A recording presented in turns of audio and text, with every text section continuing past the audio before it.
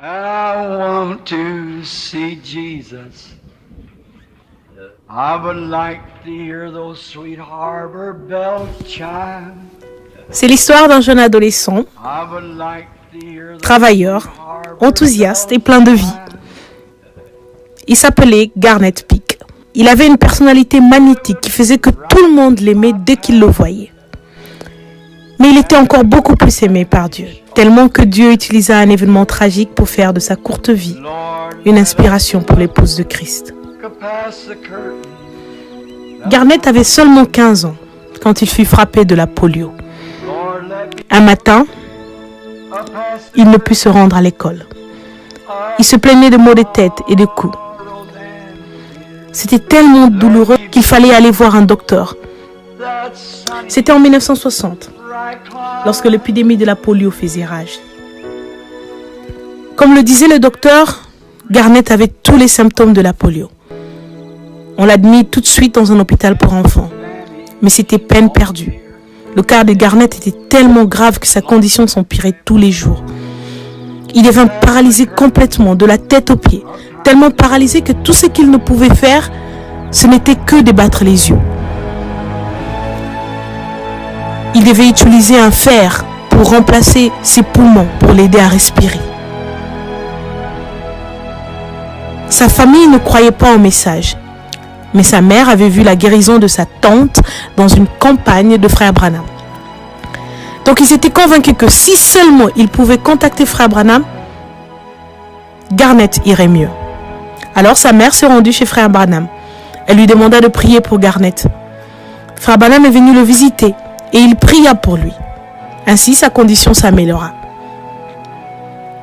Quelques mois plus tard, il sortit de l'hôpital. Il garda contact avec Frère Branham. De sorte qu'à chaque fois qu'il rechutait, Frère Branham priait pour lui. Et ensuite, il se portait bien. Mais le Seigneur ne l'avait jamais complètement guéri. Il devait rester sur un lit en bascule où on lui donnait une assistance respiratoire. Il passait son temps à lire la Bible et il écoutait les bandes de Frère Branham. Ses parents étaient divorcés. Garnet vivait avec sa mère. Son père n'était jamais présent pour lui. Il ne le visitait jamais. Mais il envoyait l'argent à Garnet et Garnet insistait toujours pour payer sa dîme à Frère Branham. Son grand-père essayait toujours de l'en empêcher. Mais Garnet insistait. Garnet disait « Je veux que cette dîme aille chez Frère Branham parce que je crois qu'il a raison. » Et quand son grand-père lui disait que Frère Branham ne se donnait même pas la peine de lui écrire une note de remerciement, Garnet répondait « Eh bien, si il l'a signé, ça me suffit. » Alors Garnet épargnait tout ce qui lui restait après avoir payé sa dîme pour acheter les bandes. Pourtant, à cette époque, elles étaient très chères. Il n'en avait pas beaucoup, mais il avait ce dont il pouvait se procurer. Il y en avait une qui était son favori, la manière d'un vrai prophète. Garnet insistait toujours pour que sa famille aille dans les réunions de Frère Branham. Ils finirent par y aller en 1963, dans une réunion de Frère Branham à côté de chez eux. Ce jour-là, son frère et sa belle-sœur donnèrent leur vie à Jésus. Ils étaient tellement changés, tellement excités, qu'ils étaient pressés de rentrer le raconter à Garnet. Lorsqu'ils le racontèrent, Garnet était le garçon le plus heureux du monde. Mais le lendemain, Garnet se sentit très mal. Sa famille appela l'ambulance. Ils essayèrent de contacter Frère Branham, mais il était en train de prêcher à New York. Et finalement, quand ils ont réussi à l'atteindre, Garnet était parti rencontrer Jésus.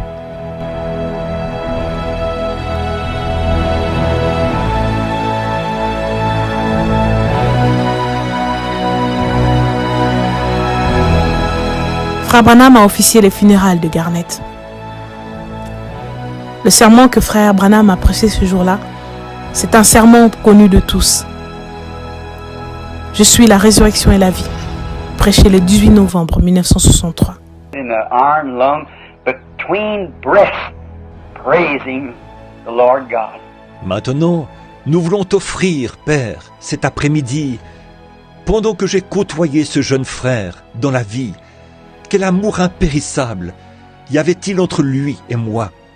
Aussi longtemps que je vivrai ici-bas, je pense que je me souviendrai toujours de ce vaillant petit soldat qui se balançait sur ce lit, dans ce poumon d'acier, louant le Seigneur Dieu entre deux respirations. Garnett est avec Jésus. Préparons-nous à partir avec lui, nous aussi.